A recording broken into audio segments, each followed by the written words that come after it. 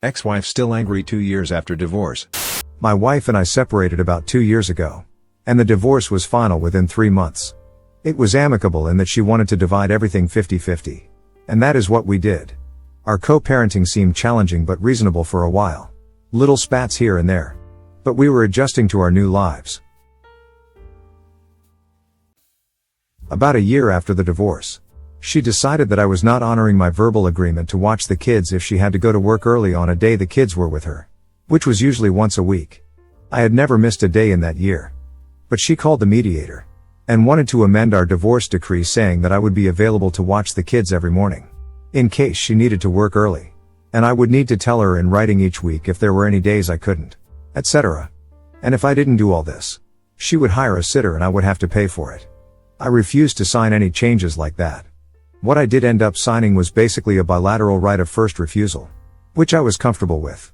Even the mediator could not understand why she was being so difficult about something that was not legally binding. After that incident, I was less interested in talking with her about anything. I no longer wanted to take her late night calls, when I realized she was just looking for an argument. If she started to talk about something in person, and I sensed it was going toward an argument, I asked her to email me instead. Her subsequent email usually said, "You treated me badly in front of the children. You yelled at me. And you refused to do 30. So I have decided to do 30. We need to work together. This is not co-parenting." That continues now, nearly 2 years after the divorce. There's an email, call, or text from her at least once a day about some new or old crisis about the children. And because I didn't talk with her about it, or I didn't do exactly what she asked in a timely manner, she's been forced to decide on her own about what to do. And all of our children's bad behavior is because of me. Because I initiated the divorce, etc.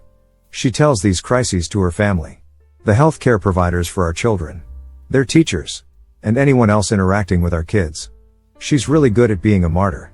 If I ignore her, then she will say to the doctors, teachers, and other staff, the children's father ignored this problem, and I had to deal with it myself. Most of these crises are based on a tiny bit of reality that is blown way out of proportion. The children's father missed a dose of the children's medication once last month. He simply can't be trusted to give medication. And she'll tell the doctor this. Doctors/teachers/staff may think it's insignificant, but they won't disagree with her about it if it's written down somewhere. I find myself getting into the details of these situations and lose sight of what's really happening. She's using the children as a tool to continue to try to hurt me. Why is she doing this? How can I stop it? I don't know how to move forward with this. I really just don't know where to start. My wife was my everything. My girls are my world. And all of that is dying. Any advice would be wonderful, as I really fucking need it. TLDR. Wife and I met in college and got married. Her dad died and she took over the family business. I became a stay-at-home dad and she is cheating on me. Edit. Should have mentioned I did send screenshots of the conversation to my phones. I do have the evidence. Story 2. Ex-wife cheated on him, and his oldest daughter tries to talk him out of divorcing her. The reason why is heartbreaking. I 50 meters found out that my wife 49F of 20 years was having an affair. I was completely hurt over this and have started divorce proceedings. Obviously this has been hard on our 4 children, but I cannot spend the rest of my life with someone I can't trust. Before we got married, my wife's family had money and demanded I sign a prenup. I had no problem, but since then the family money has been lost due to bad investments and lawsuits. My wife was a SOM for the majority of our marriage. Our youngest child is 19 and because of the prenup she can't get alimony. In short, my wife will be screwed. The only thing we own together was our house, and while it is paid off, my wife won't be able to afford the upkeep or HOA fees. So she will effectively be homeless. I have no intention of giving her any type of support for any reason.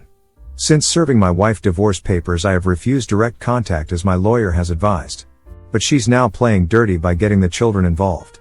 We have 2 boys 23 and 21 and 2 girls 25 and 19. And my wife has been pleading with them to get me to agree to halt the divorce proceedings in favor of counseling. After I told my children that I had no interest wasting any more of my life with that woman, they have all essentially backed off except for my oldest, Christy. She's very close to her mother and can't imagine life where her parents aren't married. Christy tells me that her mother realizes her mistake and will do whatever it takes to make things right. She says that I owed it to the family to work things out. I refused and told her that it wasn't her place to make those kinds of demands. Since then the only time Christy talks to me is when she's sobbing and asking me not to destroy the family. I understand that this is hard for her and offered to pay for therapy so she can cope. But she said there wouldn't be anything to cope with if I wasn't trying to divorce her mother. Since Christy is being too emotional to act within reason and refuse therapy, I have been resolved to limit contact until after the divorce. However, my other children are saying that Christy's behavior is getting worse. Am I the a-hole for taking a step away from my daughter for a while? Update for more info. Alright, I read a couple of responses and I just wanted to clarify some things.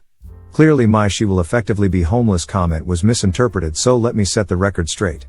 Because my wife and I own the house together. So long as we sell the house and split the proceeds, she'll get something. My wife didn't give up her career to raise my children.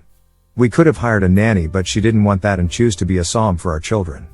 Because of her family money, she was getting a monthly allowance from the estate. Plus I paid for a housekeeper to make things easier on her.